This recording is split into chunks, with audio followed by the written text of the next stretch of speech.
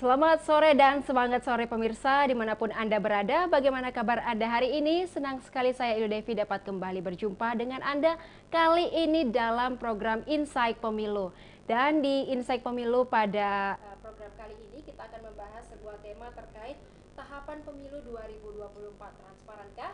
Untuk membahas tema tersebut kita sudah mendatangkan narasumber kita ke studio Tribun Timur, yaitu Komisioner KPU Sulawesi Selatan, Bapak Asram Jaya. Kita sapa dulu narasumber kita pada sore hari ini. Selamat sore Pak Asram. Selamat sore. Bagaimana kabarnya hari ini Pak?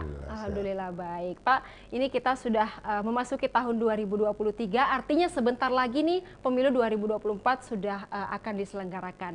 Kami dan pemirsa juga ingin mengetahui persiapan terkait atau tahapan untuk pemilu 2024 utamanya di Sulawesi Selatan itu sendiri seperti apa, dan kita akan berbincang nanti terkait tema kita yang sudah kita buat pada hari ini.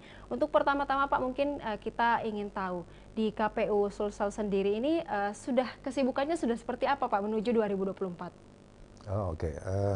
Jadi sejak 2022 tanggal 14 Juni sesungguhnya tahapan sudah dimulai. Nah, untuk saat ini yang sedang berjalan itu adalah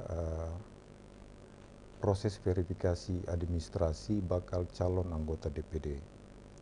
Di lain pihak juga berjalan itu rekrutmen PPS untuk tingkat desa kelurahan. Yang perlu diketahui bahwa per hari ini itu terhitung tinggal 400 hari lagi sesungguhnya menuju hari H tanggal 14 Februari 2024, hari pelaksanaan pencoblosan. Jadi yang berjalan saat ini yang kami tangani yaitu adalah proses verifikasi administrasi bakal calon anggota DPD. Yang kemarin itu kami sudah laksanakan penerimaan dokumen syarat minimal pemilih bakal calon DPD itu tanggal 16 Desember sampai 29 Desember. Nah, pas ke 29 Desember, tanggal 30 Desember sampai 12 Januari nanti verifikasi administrasi berlangsung. Tahapan yang juga sementara berjalan ini pas keputusan Mahkamah Konstitusi di mana putusan Mahkamah Konstitusi memberi kewenangan kepada KPU untuk mengatur daerah pemilihan. Nah, oleh karena itu kami diminta oleh KPU Republik Indonesia untuk membuat simulasi dapil, khususnya dapil Provinsi Sulawesi Selatan. Jadi hampir memasuki 2023 ini seluruh tahapan ini sudah mulai bergerak. Nah, masing-masing ditangani itu per divisi sesungguhnya. Kira-kira gambaran umumnya seperti itu untuk tahapan. Baik, berarti hingga saat ini itu tahapan administrasi begitu ya Pak? Verifikasi administrasi. Nah, sejauh ini mungkin ada kendala mungkin Pak yang dihadapi oleh KPU sendiri? Jadi begini, menuju ke pemilu 2024 ini kan dicanangkan juga digitalisasi pemilu. Jadi semua tahapan ini menggunakan aplikasi. Misalnya kemarin di pendaftaran dan verifikasi partai politik itu menggunakan SIPOL, Sistem Informasi Partai Politik. Nah, untuk penataan dapil itu menggunakan SIDAPIL, Sistem Informasi Penataan Daerah Pemilihan. Lalu kemudian untuk DPD ini menggunakan namanya SILON, Sistem Informasi Pencalonan. Prosesnya semua bekerja sesuai dengan yang ada di aplikasi. Proses verifikasi administrasi juga dilakukan melalui SILON. Nah, untuk SILON ini ada 3 pihak yang menggunakan secara langsung ya usernya. Yang pertama itu bakal calon DPD sendiri. Jadi bakal calon DPD itu menginput sejumlah dukungannya. Itu dengan memenuhi syarat minimal. Untuk Provinsi Sulawesi Selatan jumlah pemilihnya itu sekitar 6.100.000 sekian. Nah, di aturan 6 juta sampai 11 juta itu syarat minimalnya itu 3.000 syarat minimal dukungannya. Kemudian sebarannya itu 12 kabupaten kota. kalau 12 berarti 50% dari jumlah kabupaten kota di Sulawesi Selatan. Nah, syarat minimal itu dia harus input ke dalam silon. Nah, kami akan mengecek syarat minimal yang di input ke dalam silon, pengecekan jumlahnya dan sebarannya. Lalu kemudian yang di tanggal 16 Desember sampai 29 Desember itu bakal calon menyerahkan dalam bentuk fisik rekap yang di-generate dari yang sesuai dengan yang ada di silon. Nah, itu yang kemudian menjadi proses kami menerima atau tidaknya. Apakah terpenuhi syaratnya, syarat minimalnya atau tidak. Kalau tidak, kami kembalikan. Nah, perlu juga kami informasikan bahwa sampai tanggal 29 Desember pukul 11.59 adalah batas akhir penyerahan syarat minimal dukungan.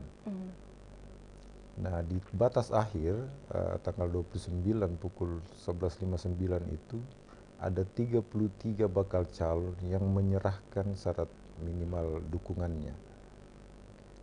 33 tersebut itu kami terima karena sesuai syarat minimal dukungan dan sebarannya.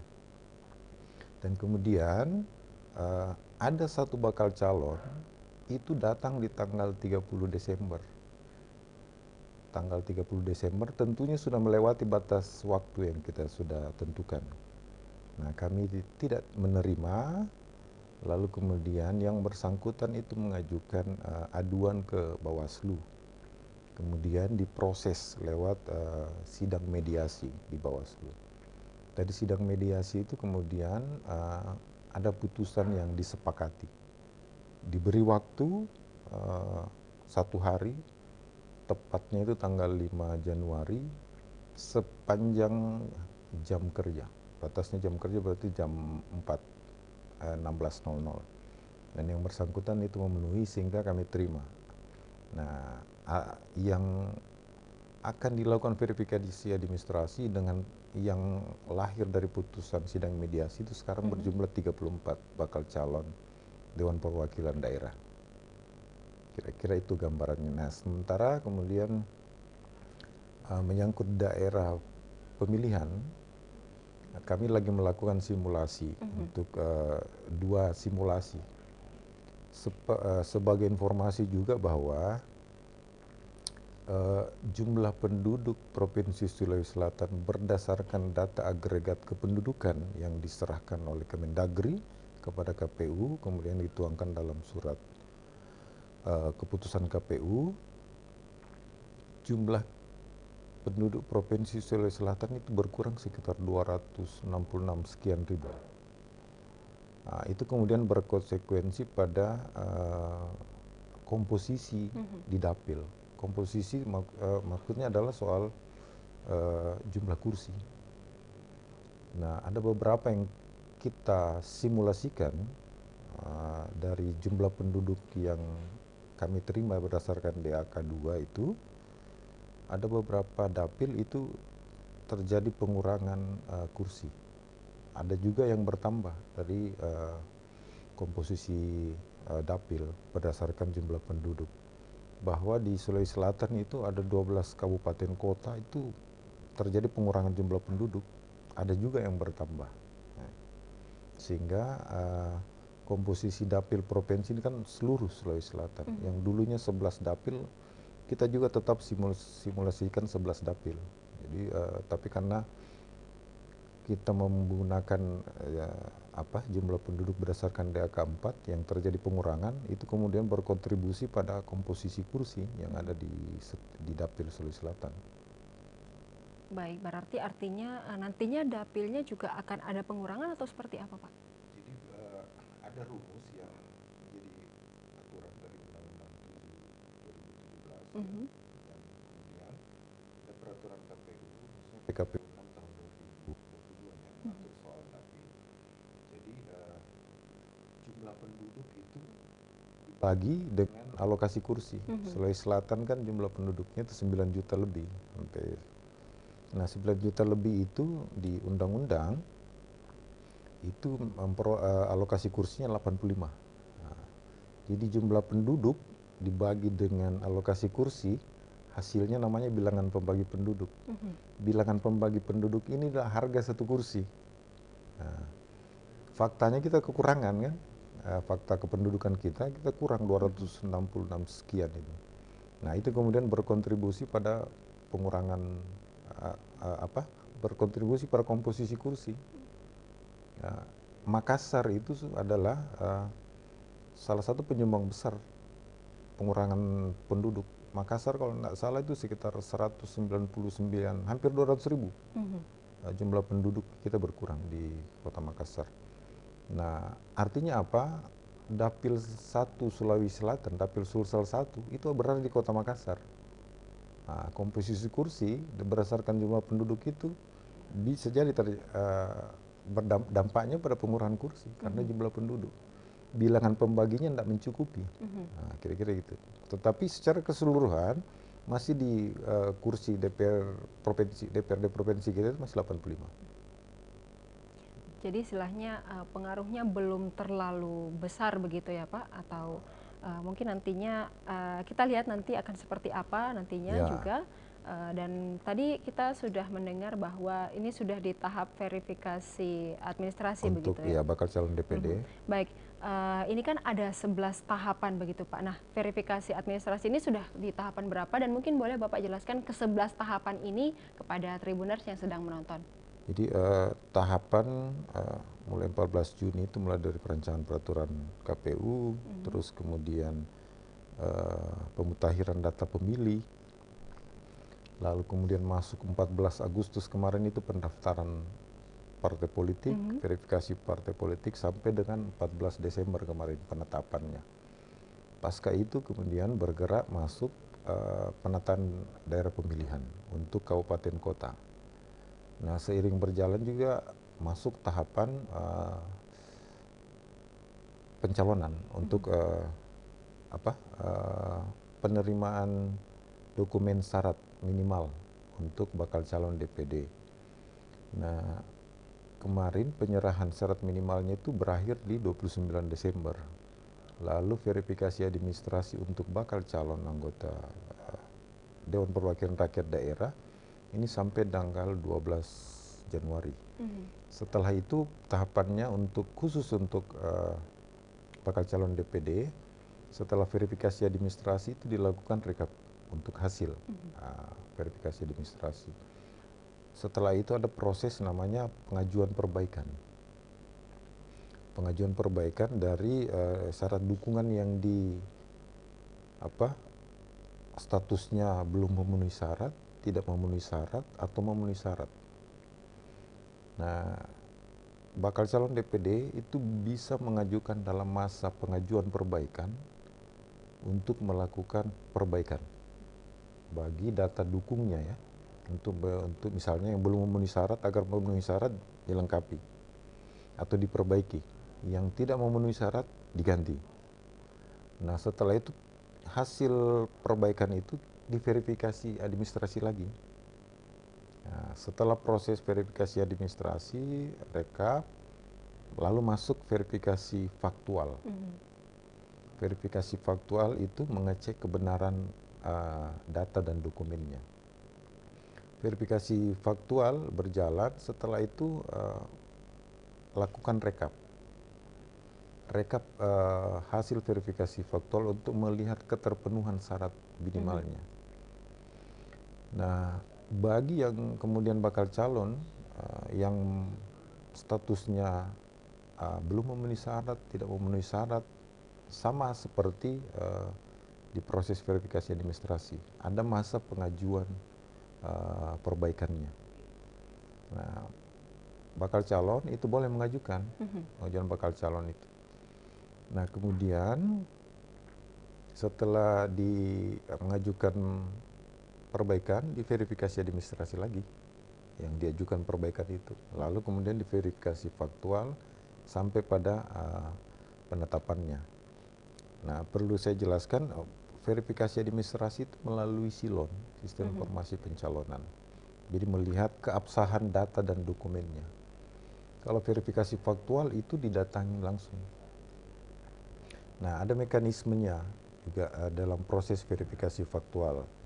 Yang pertama adalah didatangi langsung. Kalau kemudian tidak bisa ditemukan, itu diminta didatangkan di kantor KPU.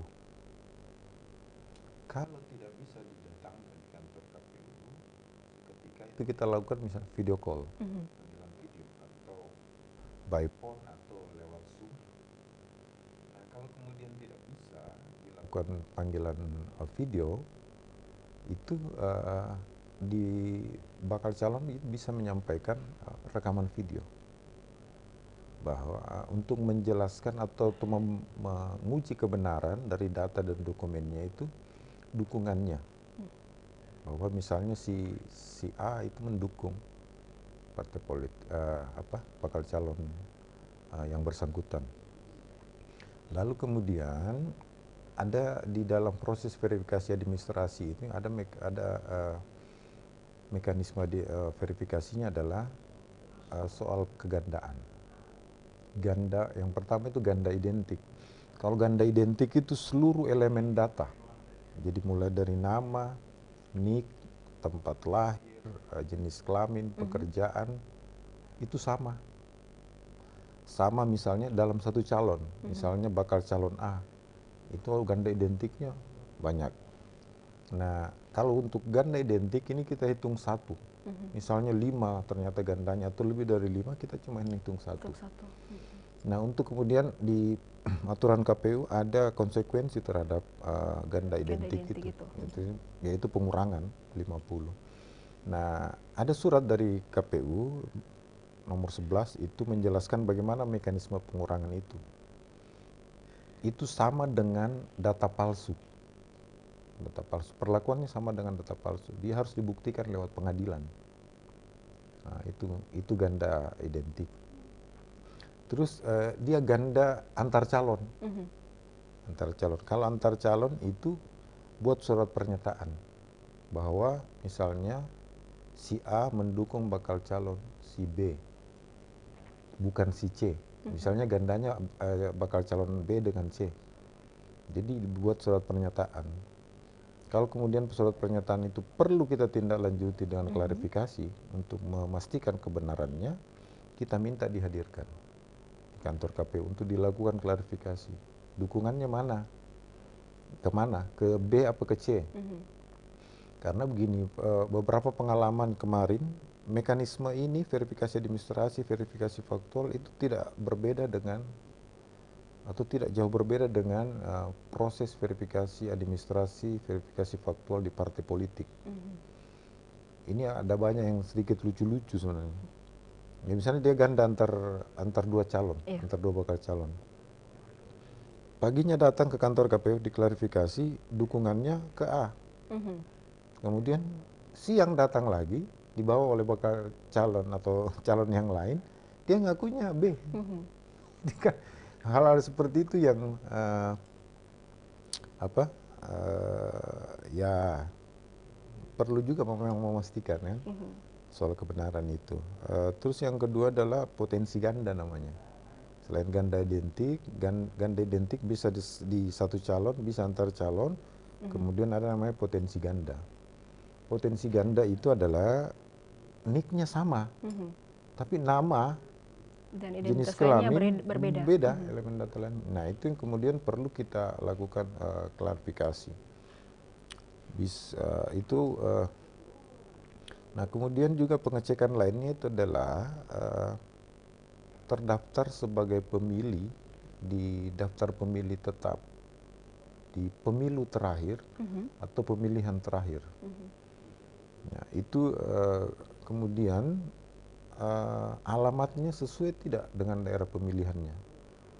Nah, pendukung untuk dua kasus ini yang kita akan cek, kalau kemudian dia tidak terdaftar di DPT, konsekuensinya itu bisa tidak memenuhi syarat. Termasuk misalnya alamatnya tidak sesuai dengan daerah pemilihannya. Nah, kemudian yang perlu juga kami informasikan bahwa bagi masyarakat yang ingin mengecek apakah betul atau tidak benar dia mendukung salah satu bakal calon, bisa mengecek namanya di info pemilu. Jadi ada fitur tersendiri. Termasuk juga memberi tanggapan, sanggahan bisa langsung ke kantor KPU. Jadi mekanismenya tersedia. Bahwa yang bersangkutan ini saya bukan pendukung. Jangan sampai Jadi direkayasa begitu ya Pak. Seperti itu. Jadi sama halnya dengan di partai politik kemarin.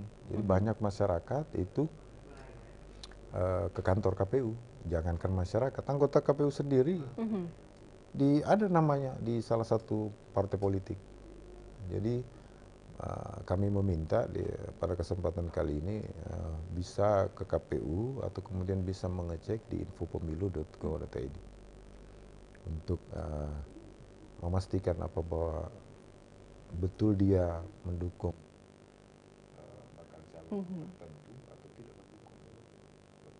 Baik, jadi masyarakat juga sudah dari sekarang mungkin sudah bisa cek dan recheck begitu ya Pak, apakah memang siapa tahu data-datanya mereka yang dipalsukan begitu atau diikutsertakan padahal mereka merasa tidak pernah untuk mendukung bakal calon tersebut.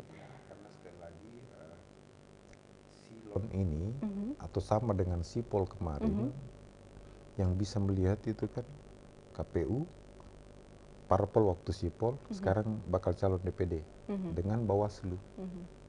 Jadi masyarakat kalau tidak aktif ngecek bisa kemudian nanti jadi misalnya di verifikasi faktual. Verifikasi faktual itu penarikan sampel. Jadi pasti tidak sejumlah populasi kan. Sampelnya ini kalau kebetulan dia kena sampel dan ditemui bahwa menyatakan bahwa saya bukan pendukung, ya saat itu kan langsung tidak memenuhi syarat. Bisa prosesnya diverifikasi faktual. Tapi kalau kemudian dia tidak masuk sampel, mereka nggak tahu pasti, kecuali ngecek di info pemilu. Betul. Itu. Jadi kita juga mengajak masyarakat untuk lebih aktif begitu ya Pak, jangan hanya menunggu informasi, tapi kita juga bisa sembari mencari informasi karena sekarang semuanya sudah serba digital begitu ya. Betul. Jadi informasi-informasi itu sudah disediakan oleh KPU juga, masyarakat boleh mengecek apakah namanya ada atau disalahgunakan mungkin Pak, itu salah satu potensi yang terjadi begitu ya Pak. Baik, untuk tadi ada verifikasi faktual, kemudian ada indikasi ganda identik dan masalah-masalah seperti itu. Untuk mencari pembenarannya atau kebenarannya Pak, itu membutuhkan waktu berapa lama dan seribet apa biasanya Pak dari pengalaman-pengalaman sebelumnya? Jadi gini, paling tidak kita ngerti saya memberi informasi saja dulu bagaimana bisnis proses dari semua aplikasi yang digunakan ini. Silon, sipol itu hampir tidak berbeda, cuma memang satu partai politik ini calon persorangan. Jadi calon persorangan dalam hal ini DPD yang menginput datanya lewat sipol. Dalam hal ini data dan dokumen pendukungnya setelah diberikan akses oleh KPU. Nah, hasil data tersebut atau dokumen yang diinput oleh calon persorangan dalam hal ini DPD itu kemudian dicek lewat sipol yang ada di KPU. Itu juga dipantau oleh Bawaslu. Jadi memang 3 user ini yang masyarakat tentu terbatasi untuk melihat itu. Nah, data yang masuk itu yang akan dilakukan verifikasi administrasi. Jadi data ini data yang diinput oleh calon persorangan yang kemudian masuk di sipol KPU. Nah, jadi KPU yang kemudian melakukan verifikasi administrasi di tingkat provinsi misalnya, karena berdasarkan kewenangan masing-masing ada. Untuk KPU provinsi itu melakukan verifikasi administrasi itu 3 hal. Pertama umurnya, pekerjaan, lalu kemudian potensi gandanya. Itu yang dilakukan. Nah, pengecekan dokumen lebih jauh, detail itu dilakukan KPU Kabupaten Kota. Jadi lembar kerja itu semua di-generate dari Silon. Nah, lembar kerja itu kemudian digunakan dalam melakukan verifikasi administrasi, verifikasi faktual. Hasil lembar kerja itu kemudian itu yang kemudian diinput kembali masuk ke dalam silon. Input masuk ke dalam silon, kemudian dilakukan rekap keluar itu beserta berita acara. Berita acara sesuai dengan yang diinput masuk ke dalam silon, sama halnya dengan di Sipol kemarin, prosesnya begitu. Bisnis prosesnya begitu, setelah BA keluar, kemudian diinput lagi masuk ke dalam silon. Nah itu kemudian dikirim ke KPU Provinsi. KPU Provinsi itu mengenerate dari yang ada di silon, keluar, direkap namanya, lembar rekapnya. Setelah rekap itu keluar, bersamaan dengan berita acara ditandatangani, masukkan kembali ke silon. Jadi bisnis prosesnya seperti itu. Baik, untuk perbedaan tahapan nih Pak antara pemilu 2019 dengan pemilu 2024, selain tadi dengan penggunaan silon, mungkin ada hal yang cukup membedakan atau sama saja atau seperti apa Pak? Oh ya, untuk pendaftaran dari secara umum tahapan sama. Cuman mekanismenya ada yang berubah. Misalnya ya, pendaftaran partai politik dan verifikasi administrasi, verifikasi faktual, khusus untuk pendaftaran. Pendaftaran itu dulu bisa di provinsi, partai politik dan kabupaten. Sekarang itu terpusat di KPU RI. Jadi pendaftaran melalui KPU RI. Nah, hasil data yang diinput oleh partai politik, baik kepengurusan keanggotaan, itu kemudian diturunkan ke tingkat provinsi, diturunkan tingkat kabupaten kota. Itu dilakukan verifikasi administrasi, verifikasi faktual. Prosesnya juga begitu, berjenjang kembalinya. Hasilnya verifikasi faktual, administrasi, itu dikirim sesuai tingkatan. Kabupaten naik ke provinsi, provinsi naik ke RI. Nah, kalau untuk calon persorangan dalam hal ini DPD, yang berbeda dengan 2019 adalah dulu pendaftaran dan penyerahan syarat dokumen itu bersamaan di pendaftaran. Sekarang tidak. 2024 khusus untuk calon persorangan DPD itu adalah penyerahan syarat minimal dukungannya dulu. Terpenuhi syarat minimalnya, Anda boleh mendaftar nanti di tanggal 1 Mei. Kalau tidak mencukupi, tidak bisa mendaftar. 2019 itu bersamaan mendaftar sekaligus menyerahkan gitu. Nah, gitu.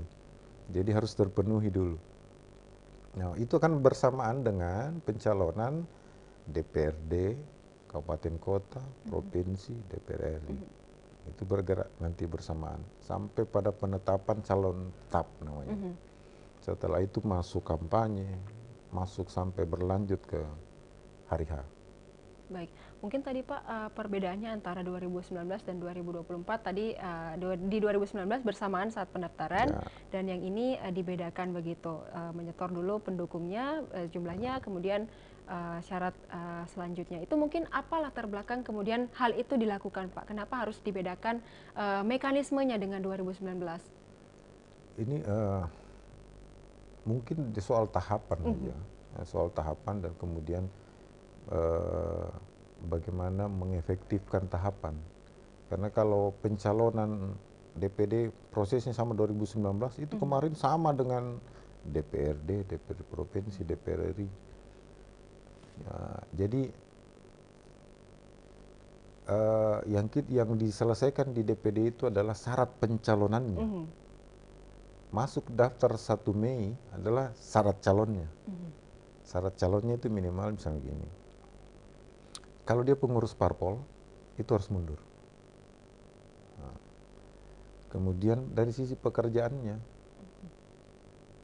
PNS, TNI, Polri, yang kemudian yang tidak dibolehkan oleh undang-undang, itu harus mengundurkan diri. Misalnya berpraktek pengacara, akuntan, itu harus berhenti berpraktek. Nah itu syarat calonnya. Jadi yang syarat dokumen ini adalah syarat pencalonannya. Kita juga akan efektif bekerja sesungguhnya. Betul. Nah, kalau bersamaan pendaftaran, mana syarat pencalonannya, mana syarat calonnya yang mau akan agak sedikit kewalahan begitu ya Pak. Kira-kira seperti itu. Jadi untuk disaring satu persatu begitu istilahnya syaratnya. Saya kira juga memudahkan untuk bakal calon. Bakal calon menyelesaikan dulu syarat pencalonannya, setelah terpenuhi ya tinggal syarat calonnya. Kalau syarat calonnya ya personalnya yang mau mendaftar itu.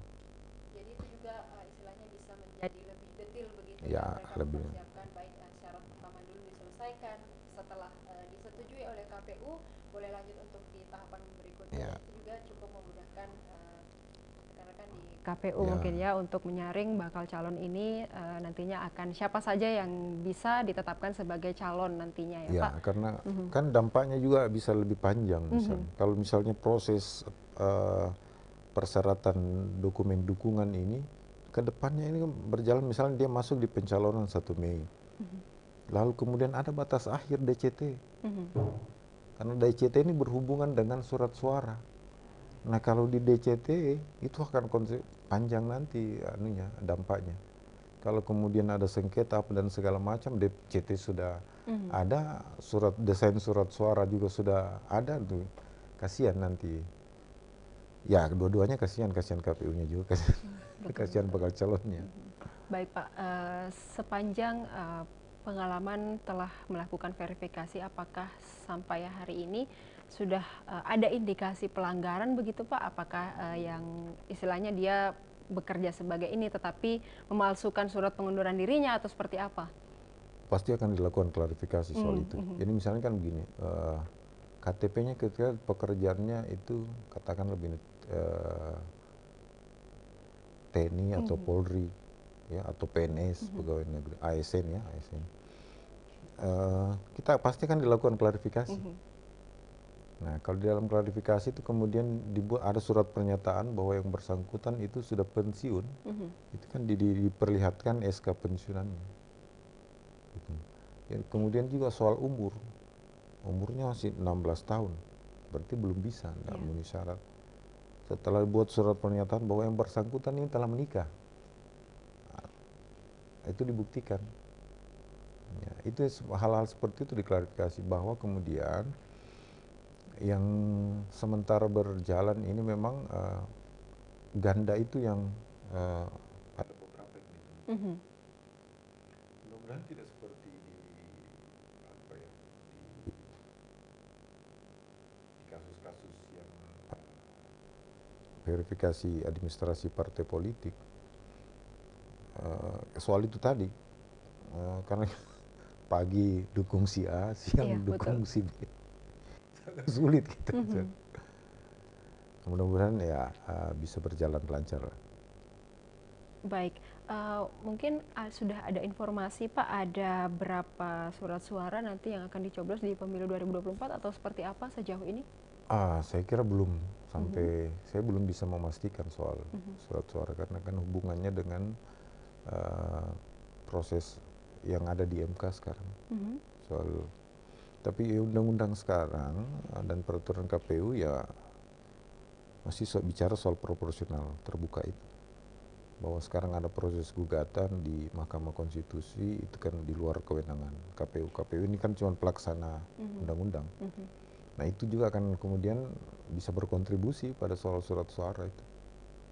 Soal pilihan sistem pemilu kita itu.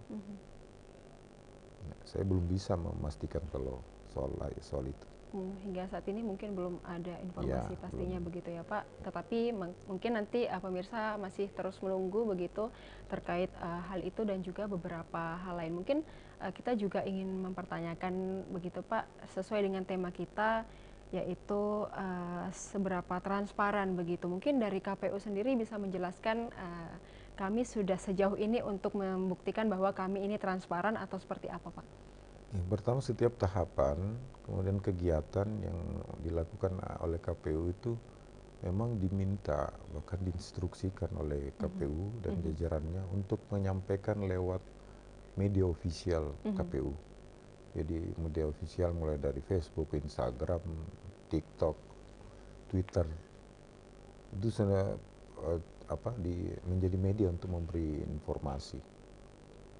Kemudian di dalam proses-proses tahapan juga memang memberi ruang untuk keterlibatan stakeholder, kelompok-kelompok masyarakat. Kemudian ada proses PPID namanya, penyampaian informasi ketika misalnya masyarakat meminta informasi dokumen yang berhubungan dengan tahapan pemilu. itu bisa melalui langsung ke kantor KPU bersurat PPD. Artinya ruang untuk bagaimana partisipasi publik, memberikan informasi ini seluas-luasnya kepada masyarakat. Itu saya kira salah satu upaya dari KPU untuk membangun transparansi itu. Baik, sejauh ini Pak, apakah sudah banyak antusiasme dari masyarakat untuk mendukung transparansi tersebut? Apakah sudah ada yang mencoba untuk melapor ke KPU atau seperti Banyak apa? saya kira, termasuk saya kira kelompok-kelompok masyarakat sipil ya. Saya kira kita berterima kasih peran misalnya organisasi masyarakat sipil mengawal, memastikan pemilu berjalan dengan baik. Itu salah satu saya kira kita apresiasi bahwa KPU ini disoroti, dikawal oleh publik dalam melaksanakan tahapan pemilu. Artinya kami tidak menutup diri, kita juga memberi ruang kepada masyarakat sipil, media, stakeholder lain untuk memberi masukan bahkan kritik kepada KPU. Dan itu bagian saya kira yang bisa membangun transparansi, partisipasi. Dari perannya OMS kemarin itu soal verifikasi faktual partai politik, tentu kita berterima kasih. Artinya begini, pemilu itu dilekatkan dengan pesta.